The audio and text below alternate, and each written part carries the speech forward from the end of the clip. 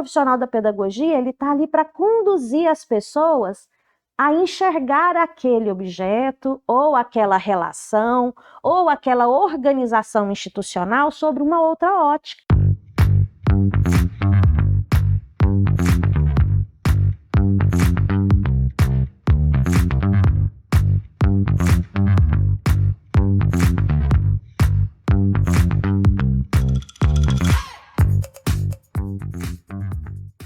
A essa audiência que tem nos acompanhado, hoje a gente tem um prazer de trazer em nossos estúdios a professora Kátia Braga Arruda. A professora Kátia Braga é pedagoga, especialista em psicopedagogia, mestre em educação, coordena o curso de pedagogia da Faculdade Sul-Americana e é diretora na Escola Municipal Cora Coralina.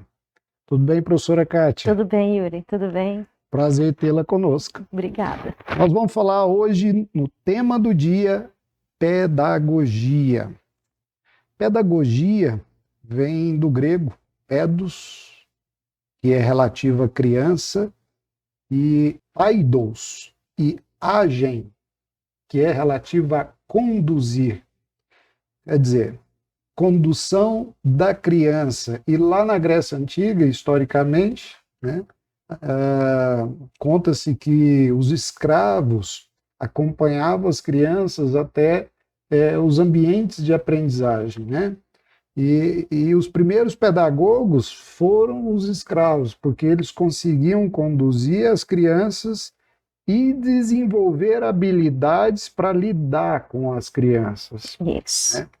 Bom, professora Kátia, a pedagogia, ela é uma profissão que trabalha somente com a condução das crianças ou tem outras áreas de abrangência? Não, excelente pergunta, Yuri. Na realidade, a pedagogia, ela é uma formação extremamente importante social, que traz contribuição não só com crianças. Nós temos uma gama de espaços para serem atualizados, né? A gente pode atuar em campos das diferentes áreas, porque a pedagogia é uma área especificamente humana. Então, em todos os ambientes em que houver a necessidade do relacionamento humano, a pedagogia poderá atuar. O pedagogo, ele poderia atuar em hospitais, creches, empresas, em supervisões, por exemplo, em supermercados. Sim. Ou lojas varejistas. Há essa possibilidade? Sim. Apesar da pedagogia ser um campo que predominantemente desenvolve pessoas para atuar na docência, que é o trabalho direto na educação formal, e aí eu estou dizendo escolas, né? O pedagogo, ele pode sim trabalhar em outras áreas, como você disse, em hospitais, em casas de apoio, em casas de direcionamento empresarial, em várias instituições em que há necessidade de que alguém tenha uma organização estrutural das relações humanas. Vamos pensar assim. Dentro da pedagogia que a gente diz hospitalar, em que o pedagogo vai atuar dentro de instituições que atendem crianças que estão ali sendo cuidadas em alguma situação de saúde, né? Inclusive tem um estudo recente que trata sobre crianças que desenvolvem, que estão em tratamento por vários tipos de doenças, seja câncer, renal. A criança fica mais tempo hospitalizada do que fora do hospital. Entendi. Aí há uma compreensão de que essa criança também precisa desse atendimento do professor para estabelecer uma rotina de estudos, uma rotina de leitura e escrita. Então esse pedagogo vai atuar lá. Maravilha. Então, outros lugares, por exemplo, o pedagogo atua em brinquedotecas, espaços onde tem brinquedoteca hoje, shopping, parques, museus. O pedagogo está ali para criar também essa rotina institucionalizada, em que as pessoas possam compreender e entender até o que está se propondo por aquela instituição. Então, às vezes, o pedagogo ele atua numa instituição que não é escolar nesse caso, que apesar da formação ser especificamente para a escola, quando ele atua em espaços que não são escolares, ele está ali para destacar, para impulsionar a finalidade e aquilo que há de melhor em conteúdo daquela instituição. Então, pense no museu. Em um museu em que tem um pedagogo, esse pedagogo vai destacar, às vezes, uma peça que está encostada ali e que a pessoa, às vezes, não compreende a essência, a finalidade, o porquê. Então, ele impulsiona essas discussões. Então, o pedagogo é essa pessoa que tem esse olhar, vamos enxergar assim. O profissional da pedagogia precisa ter habilidades e competências de enxergar o mundo com uma lente diferenciada e conduzir. Quando está na escola, como você disse, o pedagogo é aquele que conduzia. Então, o profissional da pedagogia, ele está ali para conduzir as pessoas a enxergar aquele objeto, ou aquela relação, ou aquela organização institucional sobre uma outra ótica. Maravilha. Então, é trazer uma nova perspectiva para aquele lugar, ou para aquele jogo, ou para aquela brincadeira, ou para aquele objeto. Então, é pôr lente nas pessoas. No caso, como você disse, a explicação é da palavra pedagogia, conduzir a pessoa a uma outra visão, né? Bom, então o pedagogo ele está presente, ele é onipresente, ele está em todos os lugares, quando eu digo, né, nesse sentido da formação, né, que é a condução das pessoas.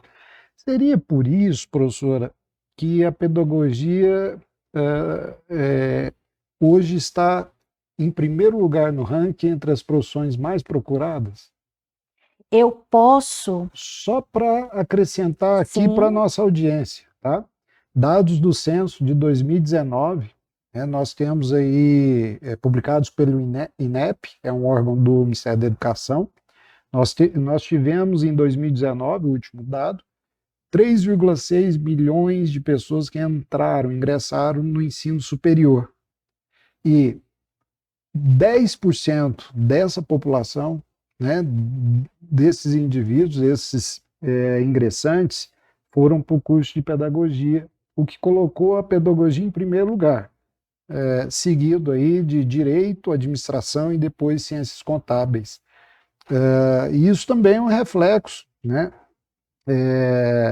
das ofertas de vagas. Pedagogia em 2019 teve mais de 1.000 vagas ofertadas. Aliás, um dado, 910 mil vagas ofertadas. Exato. Em mais de 1.000 instituições de ensino superior no país. Quer dizer, a gente verifica uma demanda, né, mesmo de procura, é redundante a demanda, a procura, e também uma oferta grande, né, para o curso de pedagogia, né?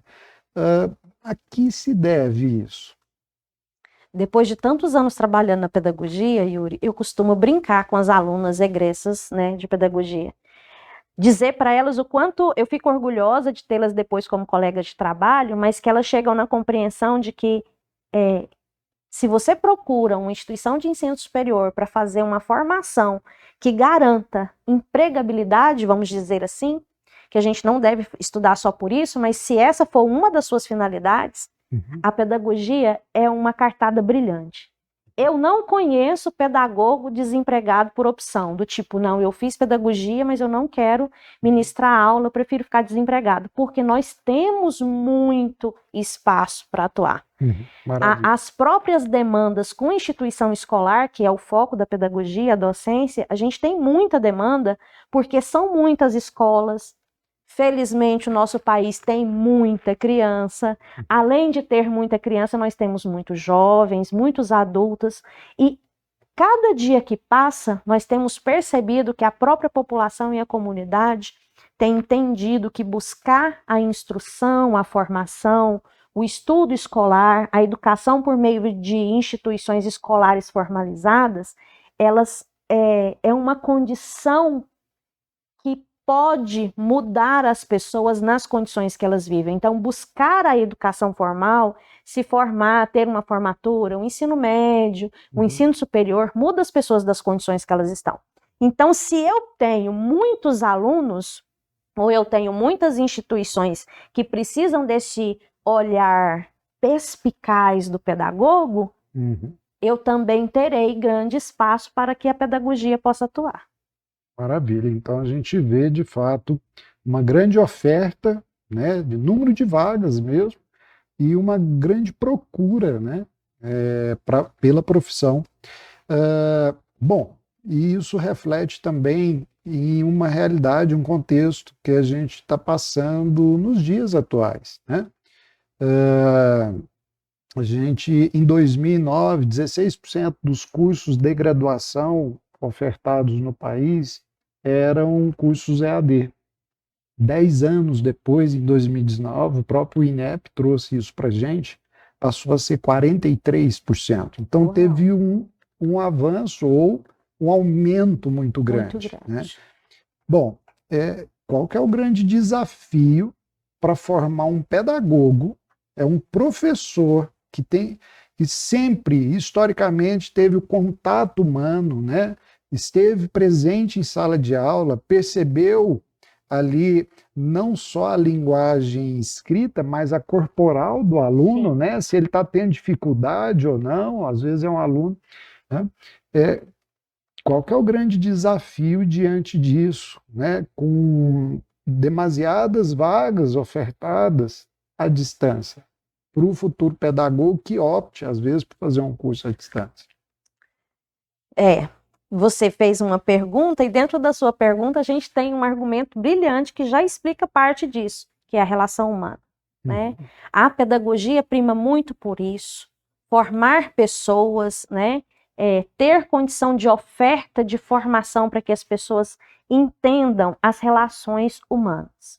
Nós temos muitos teóricos da área, inclusive da filosofia e da filosofia da educação, que dizem o seguinte: nós nascemos humanos, mas nós nascemos em corpos humanos, mas nós nos fazemos humanos a partir das relações que estabelecemos. Tanto é que a gente, infelizmente, tem algumas pessoas no mundo que são desumanas. Então, sim, a humanidade nos é constituída pelo meio social em que vivemos. O objeto de trabalho do pedagogo, da relação humana, ela é muito preciosa, ela é muito cara. Então, é um desafio muito grande mesmo a educação à distância.